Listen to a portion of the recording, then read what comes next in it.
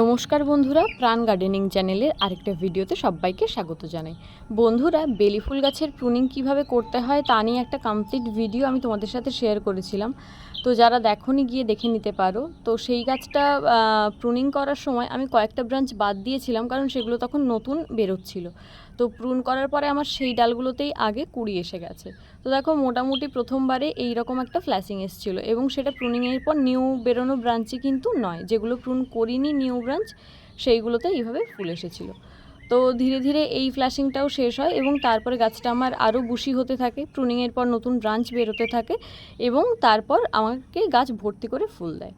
কোন পরিচর্যায় আমি গাছ ভরে ফুল পেয়েছিলাম সেটা আমি অলরেডি ভিডিওতে আলোচনা করেছি। যারা দেখতে চাও বেলি ফুলের A to Z পরিচর্যা নিয়ে ভিডিওটা, তারা দেখে নিতে পারো। সেই ভিডিওতে আমি যে কয়েকটা বিষয় উল্লেখ করিনি সেইটা নিয়ে আমি আজকে ভিডিওটা বানাচ্ছি। তার মধ্যে একটি হলো মালচিং। বন্ধুরা, এই তীব্র গরমে আমাদের কিন্তু গাছে এক্সট্রা খাবার দেওয়ার জন্য মালচিং করতেই হবে। এক্সট্রা খাবার বললাম ঠিক কথাই, কিন্তু মালচিংয়ের কম্পোস্ট ছাড়া গাছে কিন্তু এই সময় আমরা অন্য কোনো রকম ভারী খাবার দেব না। তো শুধুমাত্র ওই পরিচর্যা, এবং সকাল সন্ধে এই দুবেলা মোটামুটি জল স্প্রে, একদম ঠান্ডা যে জলটা সেটা স্প্রে করার ফলে আমার কিন্তু গাছ ভরে ফুল দিচ্ছে। গরমের শুরুর দিকটায় আমি খোল পচা জল ব্যবহার করেছিলাম, তারপর কিন্তু আমি সেটাও করিনি। তো মোটামুটি তাতেই কিন্তু আমার গাছটা ভালোই বুশি হয়েছে, এবং গাছ ভরে ফুল হওয়া স্টার্ট করেছে। তোমরা চাইলে কিন্তু তীব্র গরমে হিউমিক অ্যাসিড গাছে স্প্রে করতে পারো, বা গাছের গোড়ায় 1 লিটার জলে 1 ml বা 1 গ্রাম মিশিয়ে স্প্রে করতে পারো, বা গাছের গোড়াতেও দিতে পারো। এছাড়াও সি উইড এক্সট্রাক্ট কিন্তু দেওয়া যায়, এটা কিন্তু গাছকে সবুজ রাখতে খুব ভালো করে সাহায্য করে। তো বন্ধুরা, এটা গেল বেলি ফুল ফোটা পর্যন্ত আমাদের টোটাল কেয়ারটা। এবার আসছি বেলি ফুল ফুটে যাওয়ার পর আমরা কি করব। বন্ধুরা, বেলি ফুল ফুটে যাওয়ার পর আমি তোমাদেরকে যেটা বলতে চাই, বেলি ফুলগুলোর দেখবে ওপরের দিকে কুড়ির নিচের দিকের যে অংশটা দেখো, এই যে দেখা যাচ্ছে অংশগুলো, সেই অংশগুলো আমাদের এমনিই থেকে যায়।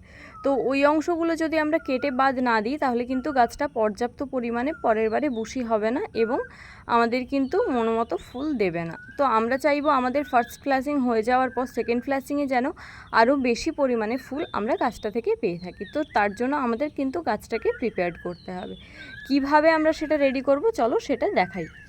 তো বন্ধুরা, এই দেখো, আমার এই ব্রাঞ্চটাই কিন্তু ওপরের দিকের ফুলটা হয়ে গেছে, এবং এই ফুলের পরে একটা পাতা দেখা যাচ্ছে। এই পাতার নিচে যে কাণ্ডটা, এই জায়গা থেকে কিন্তু আমরা কেটে বাদ দিয়ে দেবো।